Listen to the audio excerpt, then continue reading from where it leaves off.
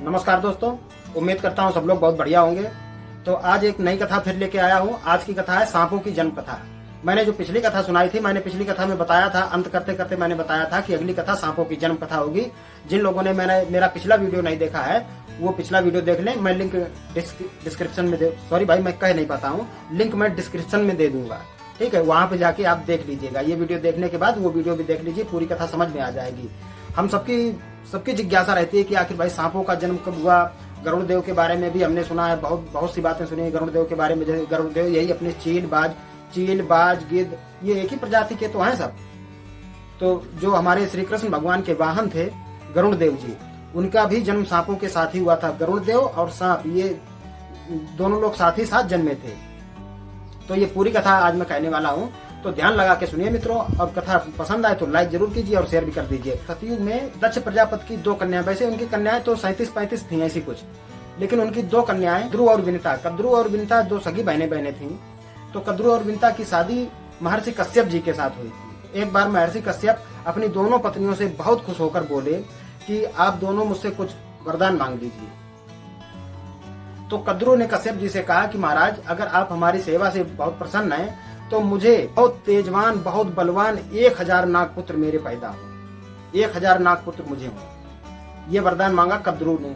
और विनिता ने कहा कि जो कद्रू के पुत्र हों उनसे ज्यादा बलवान, उनसे ज्यादा तेजवान, उनसे ज्यादा ज्ञानी मेरे मात्र 2 ही पुत्र हों। विनिता ने ये वरदान मांगा। विनिता ने 2 पुत्र मांगे, कद्रू से ज्यादा बलवान, ज्यादा तेजवान पुत्र, ज्यादा ज्ञानी ध्यानी पुत्र मांगे। और विनिता ने मांगे 1000 नागपुत्र, बहुत तेजवान, बहुत बलवान। कश्यप महाराज ने दोनों को आशीर्वाद दिया। कश्यप जी की दोनों पत्नियां अपने गर्भ की रक्षा करने लगी और कश्यप जी दोनों को आशीर्वाद देके जंगल चले जाते अपनी तपस्या करने के लिए। इसके बाद क्या होता है, कुछ समय जब बीत जाता है तो दोनों रानियां, कश्यप जी की दोनों धर्म पत्नियां, कद्रू 1000 अंडों को जन्म देती हैं और विनिता 2 अंडों को जन्म देती हैं। कद्रू के 1000 अंडे हुए और विनिता के 2 अंडे हुए। उनकी दासियां गर्म बर्तनों में वो अंडे रख देती हैं। 500 साल बाद, ये कथा मैं मित्रों महाभारत से सुना रहा हूँ। सांपों की जन्म कथा ये मैं महाभारत से सुना रहा हूँ, जो अपना वेद व्यास जी के द्वारा और श्री गणेश भगवान जी के द्वारा रचित वेद महाभारत है। उस महाभारत से मैं ये कहानी सुना रहा हूँ। ये कहानी मैं कहीं बाहर से नहीं लेके आया हूँ। कोई गूगल या कोई भी कहानी मैंने किसी गुरु से नहीं ये मैंने ली है, ना ही मैं कोई गूगल करके आया हूँ। ये कहानी मैंने सीधे महाभारत ग्रंथ से जो मैंने पढ़ा है वही मैं आपको सुना रहा हूँ। ये हमारे सनातन की कहानियां हैं, हमें जरूर सुननी चाहिए, हमें जरूर जानना चाहिए। सांपों का जन्म हमारे आखिरकार 5000 साल वर्ष पुराना हमारा इतिहास है। उसमें जो ग्रंथ लिखा है गणेश भगवान ने और वेद व्यास जी ने, तो आखिरकार हमें जरूर जानना चाहिए आखिर उसमें क्या ऐसा लिखा है। तो सांपों की ये जन्म कथा जो मैं सुना रहा हूँ ये महाभारत ग्रंथ से है। ठीक है मित्रों, आगे बढ़ते हैं कथा में। तो कद्रू 1000 अंडे देती हैं और विनिता 2 अंडों को जन्म देती हैं और उनकी दासियां गर्म बर्तनों में वो अंडे रख देती हैं। 500 साल बाद कद्रू के तो 1000 अंडे फोड़कर बच्चे बाहर निकल आते हैं। बच्चे जन्म ले लेते हैं कद्रू के। और विनिता के 2 अंडे अभी नहीं फूटे, उनके बच्चों ने जन्म नहीं लिया। तो विनिता को बड़ी उत्सुकता हुई कि कद्रू के तो 1000 बच्चों ने जन्म ले लिया और मेरे बच्चों ने अभी जन्म नहीं लिया।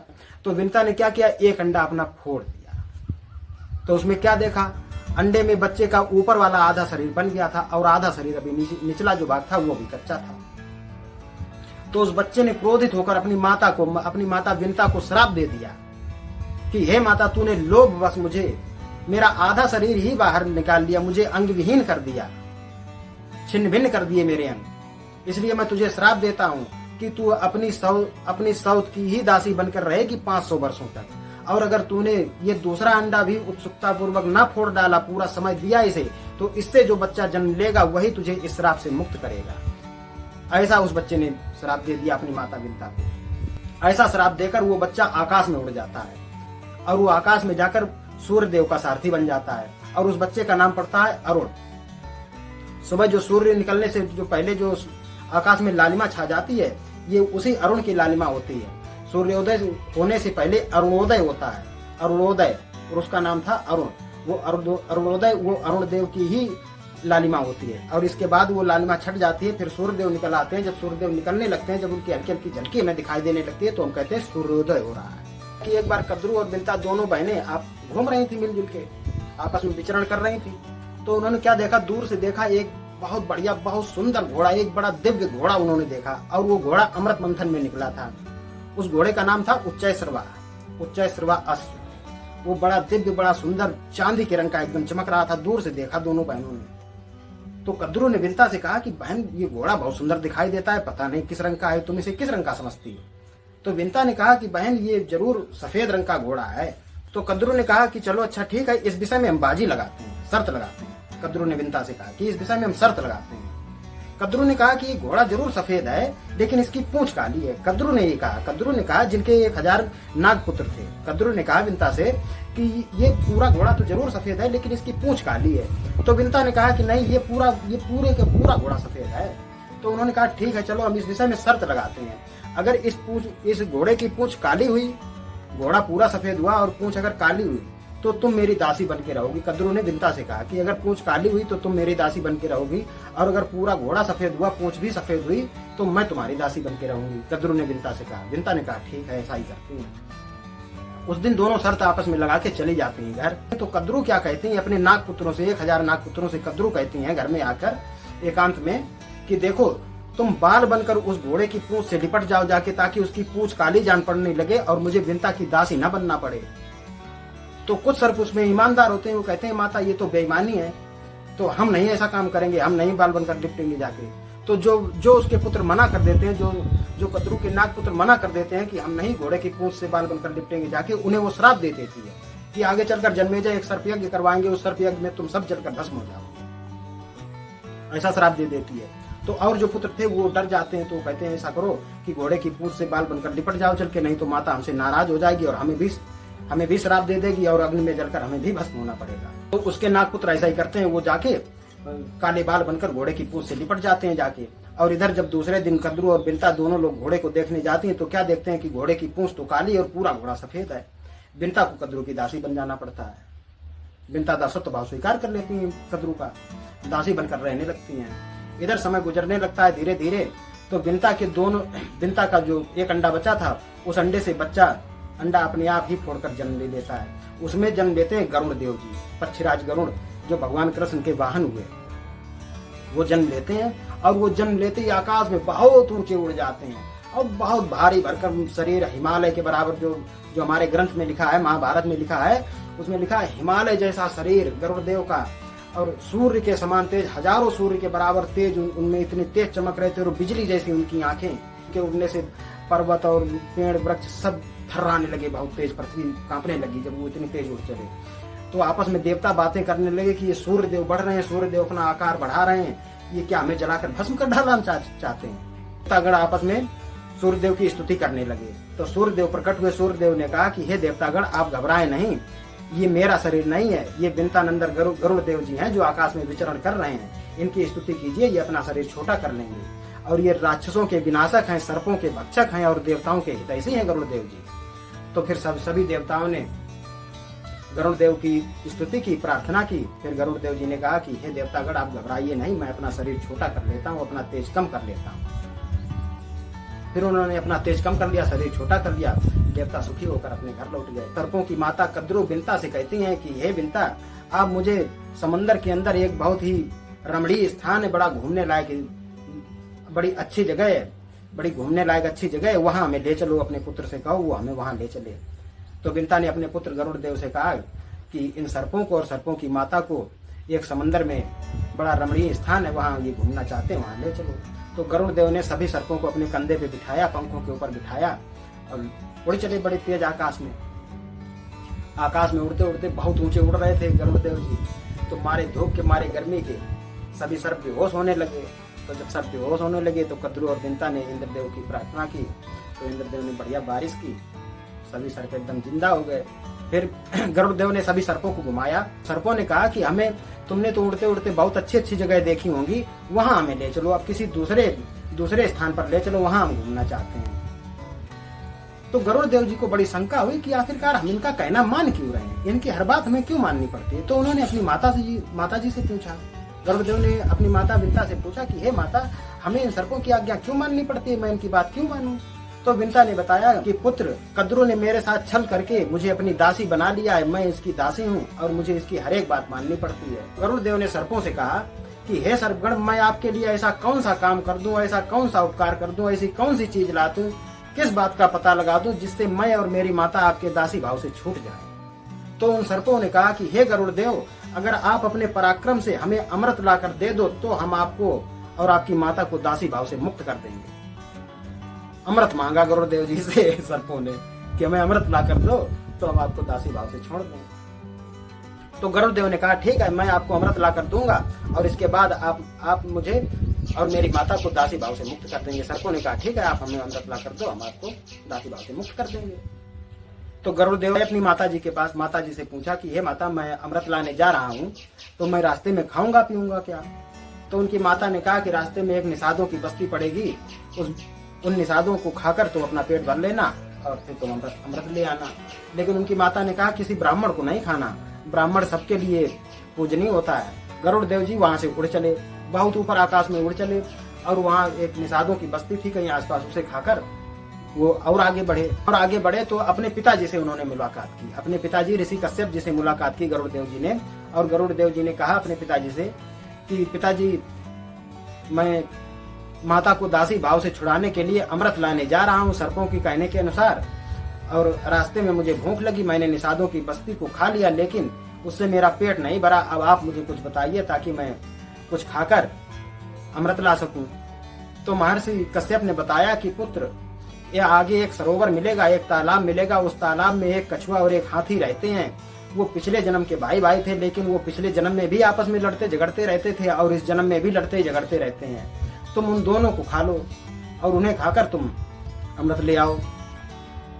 तो गरुड़ देव जी ने ऐसा ही किया। वो सरोवर पर पहुंचे और वहां कछुए और हाथी को एक एक पंजे से दबाया और आकाश में बहुत ऊंचे उड़ चले।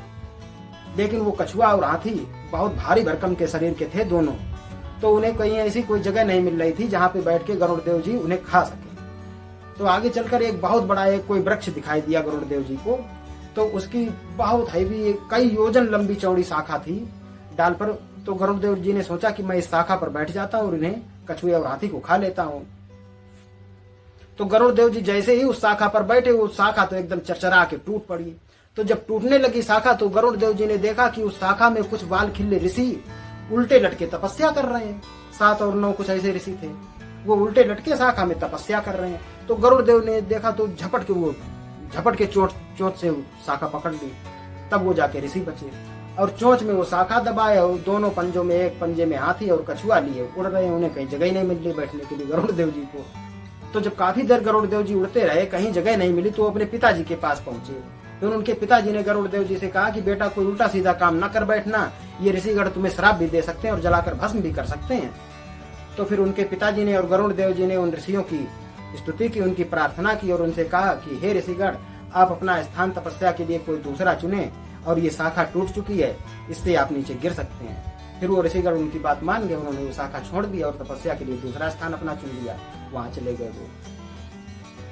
फिर एक विशालकाय पर्वत पर बैठकर गरुड़ देव जी ने उस हाथी और कछुए को खाया और फिर वो वहां से उड़ चले बहुत।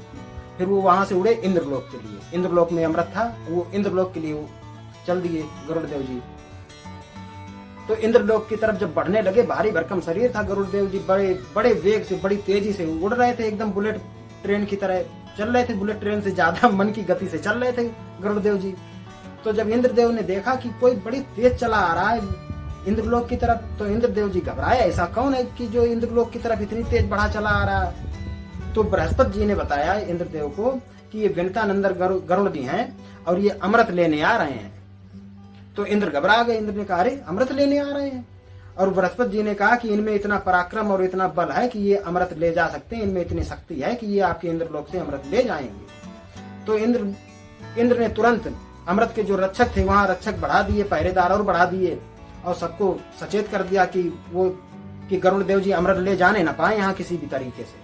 गरुड़ देव जी ने अपने पंजों और डैनों और चोंचों की चोट से सबको एकदम छीड़ कर दिया, इतना मारा।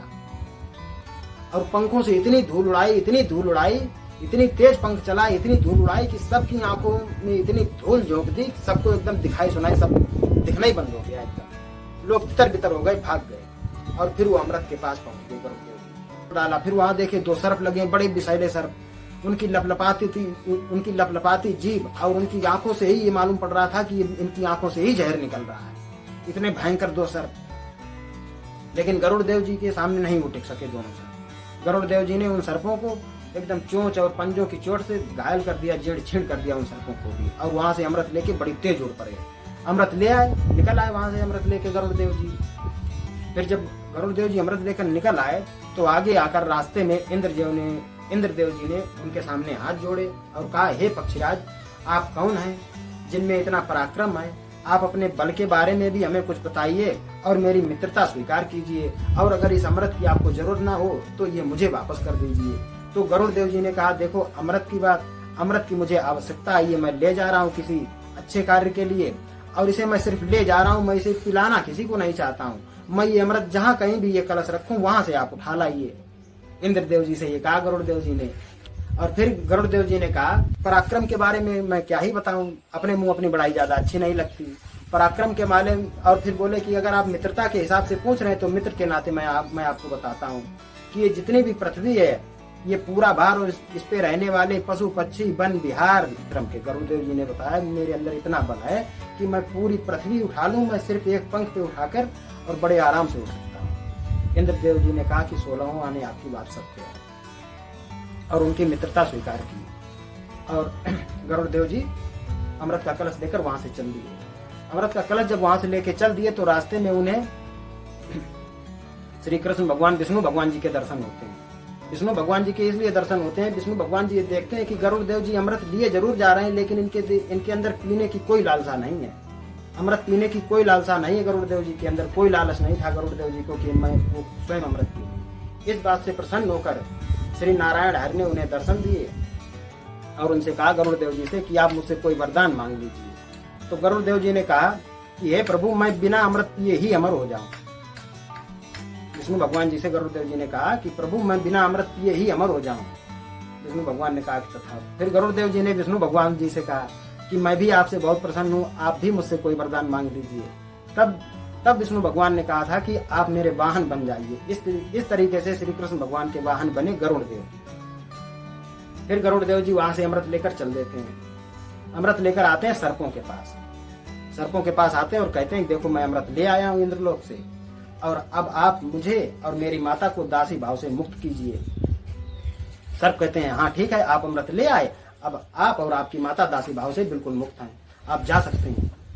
तो गरुड़देव जी ने सर्पों से कहा कि देखो मैं अमृत ले आया हूँ, आप इसे ऐसे ना पीजिए, बढ़िया नहा धो लीजिए, नहा धो के पवित्र हो जाइए, इसके बाद अमृत पान कीजिए। तब तक मैं ये कुशों के ऊपर इस अमृत के कलश को रख देता हूँ। कुछ मित्रों, आप जानते होंगे शादी विवाह में एक घास होती है जिसे पंडित मंगवाता है, वो कुश इसीलिए पवित्र माने जाते हैं क्योंकि वो गरुड़देव जी जो अमृत का कलश लेकर आए थे वो उन कुशों के ऊपर रखा गया था, इसीलिए वो कुश पवित्र माने जाते हैं। एक घास की तरीके से होती है। तो उन कुशों के ऊपर गरुड़देव जी ने वो अमृत का कलश रख दिया और सारे सर्प चले गए नहाने, स्नान करने चले गए। और इधर इंद्रदेव जी आए, चुपचाप कलश उठाया और निकल गए, आगे लेके कलश लेकर चले गए इंद्रदेव जी। इधर जब सर्प स्नान ध्यान करके आए तो सर्पों ने देखा कलश है ही नहीं। जब कलश नहीं देखा तो सर्प बड़े विचलित हुए कि यार सर्प अभी कलश यहीं रखा था, चला कहाँ गया। फिर सर्पों ने दिमाग लगाया कि ये जो हमने पाप किए हैं, ये जो हमने विनिता को और विनिता के पुत्र गरुड़देव जी को जो सताया है बेवजह, ये उसी फल का नतीजा है, ये हमें इसीलिए अमृत नहीं पीने को मिला। तो उन सर्पों ने सोचा कि कुशों के ऊपर ये कलश रखा रहा तो शायद बूंद दो बूंद गिर गया हो तो ना हो, इन कुशों को चाट लिया जाए तो शायद अमर हो जाए। तो वो सारे सर्प लग गए, वो कुछ चाटने लगे, और कुछ तीखे होते हैं, उनमें हल्की धार होती है। तो सारे सर्पों की जीभ बीच से फट गई, 2 जीभें हो गई। देखा होगा आप सबने, जब सर्प जीभ निकालता है, सांप जीभ निकालता है, 2 जीभें निकलती है उसकी। उसका यही कारण है, जो हमारे इतिहास, जो हमारे पुराणों में लिखा है उसके हिसाब से। तो वो कुछ चाटने से सर्पों की जीभ फट गई। और इस तरीके से मित्रों गरुड़देव जी ने अपने आप को और अपनी माता को सर्पों के दासी भाव से मुक्त करवाया। और अब आगे की कथा आएगी मित्रों। ये सर्पों की जन्म कथा मैंने आपको सुना दी, सर्पों की जन्म कथा, और गरुड़देव जी ने कैसे अपनी माता को दासी भाव से मुक्त करवाया। और अब आएगी कथा सर्प यज्ञ। जन्मेजय ने सर्प यज्ञ कैसे करवाया और कैसे कुछ सर्प बच गए उस सर्प यज्ञ से। जैसे वासुकी नाग बच गए थे, शेष नाग बच गए थे, एकलापत्र नाग बच गए थे, कई नाग बच गए थे, वो कैसे बच गए ये आगे की कथा में आएगा। ठीक है मित्रों, तो वीडियो पसंद आया, वीडियो को जरूर लाइक करें। चैनल पे अगर नया है तो चैनल को सब्सक्राइब करें। तब तक के लिए जय हिंद, जय श्री राम।